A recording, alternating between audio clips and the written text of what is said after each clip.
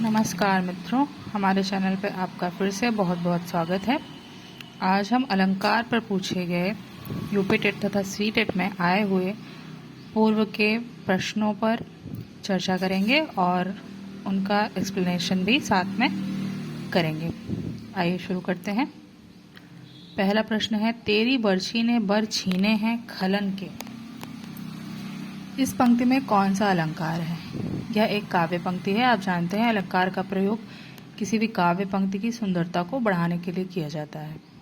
तो तेरी बरछी ने बर छीने हैं खलन के, इसको पढ़ेंगे आप तो यहाँ बरछी, उसके बाद ने शब्द है और बरछी फिर से आया है।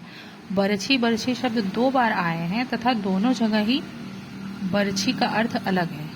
पहली बार जो बरछी शब्द आया है उसका अर्थ है भाला, और दूसरी बार बर छीने, बरछी, यहाँ बरछी का अर्थ है बल को छीनना।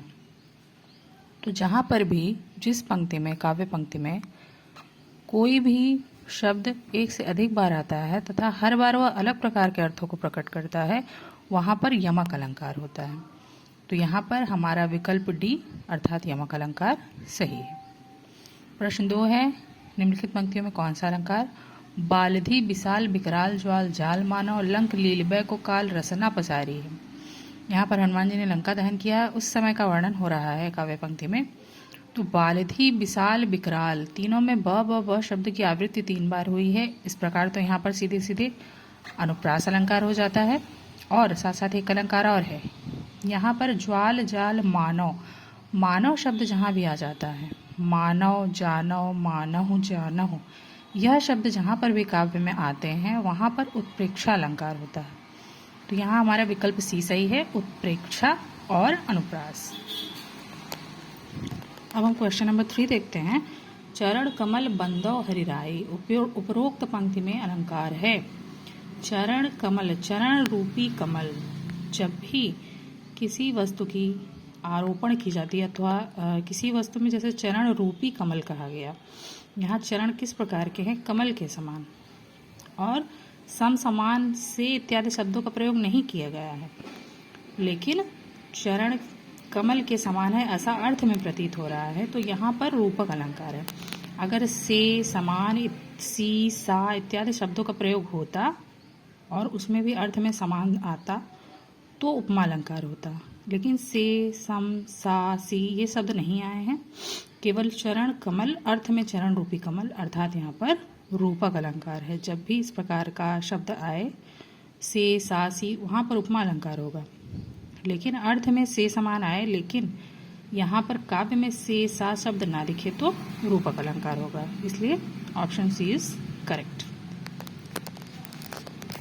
अब हम देख लेते हैं प्रश्न 4। उल्का सी रानी दिशा दीप्त करती थी, पंक्ति में कौन सा अलंकार है? उल्का सी रानी, देखिए यहाँ पर सी शब्द आ गया है। जैसा मैंने पहले भी कहा, सी, सा, समान, सम इत्यादि शब्द जहाँ पर काव्य में आते हैं वहाँ पर उपमा अलंकार होता है। तो यहाँ पर हमारा ऑप्शन डी करेक्ट है। 5वां प्रश्न है, बिनु पग चले सुने बिनु काना कर बिनु कर्म करे विधि नाना। यहाँ पर इन पंक्तियों में प्रयुक्त अलंकार पता करना है। तो पहले इसका अर्थ देखेंगे, क्योंकि अर्थ अलंकार है तो अर्थ जानना ही पड़ेगा।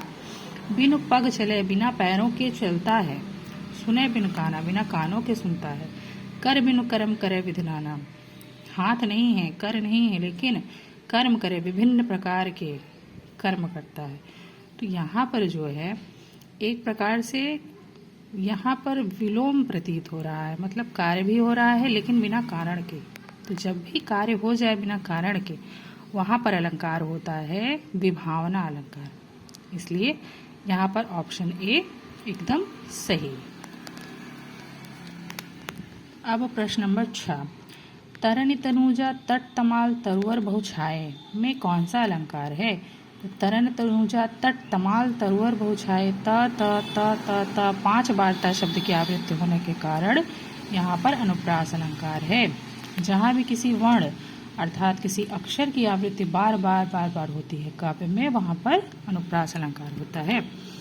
इसलिए ऑप्शन ए इज करेक्ट।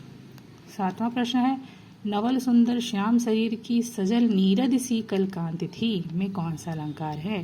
तो यहाँ देखिए नीरद सी नीरद यानी बादल के समान। तो सी शब्द सी, सा, से, सम, समान इत्यादि शब्द आते हैं तो कौन सा अलंकार होता है? उपमा अलंकार। तो नीरद सी कलकांद, इसलिए यहाँ पर ऑप्शन ए इज करेक्ट। अब देख लेते हैं प्रश्न नंबर 8। निम्नलिखित पंक्ति में कौन सा अलंकार है? फूले कास सकल महिषाई, जन वर्षा ऋतु प्रकट बुढ़ाई। यहाँ पर देखिए जनु शब्द आया है, जहाँ भी मानहु जानहु जनु मनु अथवा आपका आ जाए मानव जानो मानहु जानहु, ये भी शब्द जहाँ भी आएंगे तो हमारा सीधे सीधे यहाँ उत्प्रेक्षा अलंकार हो जाएगा। इसलिए 8वें प्रश्न का विकल्प भी सही। 9वां प्रश्न देख लेते हैं। सोहत ओढ़े पीतपट, श्याम सलोने गात, मनो नीलमणि शैल पर, आतप पर्यो प्रभात। मनो नीलमणि शैल पर, तो यहाँ मनो शब्द आ गया है, तो मानो जानो मनो जनो ये शब्द जहाँ भी आते हैं तो कौन सा अलंकार होता है? उत्प्रेक्षा। तो option D is correct.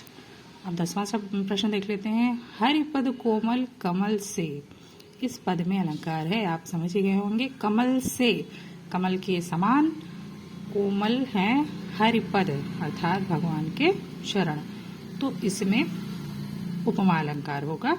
Option A is correct.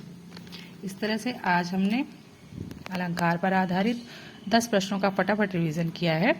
आप इसको 2 बार अगर इस वीडियो को देख लेंगे तो प्रीवियस ईयर के लगभग सभी प्रश्न आपके कवर हो गए हैं। इसके अलावा आप जो अलंकार पूछे गए हैं इन्हीं में से बार बार ही पूछे जाते हैं, बहुत ज़्यादा विस्तृत रूप से अलंकार नहीं पूछे जाते। किसी किसी साल तो नहीं भी पूछे गए हैं, लेकिन जिस साल भी पूछे गए हैं इन्हीं अलंकारों में से इसी प्रकार के प्रश्न आए हैं। तो आप अच्छे से रिवीजन करें, पढ़ाई करें, और यूपी टेट की तैयारी आपकी कैसी चल रही है कमेंट में ज़रूर बताएं। धन्यवाद।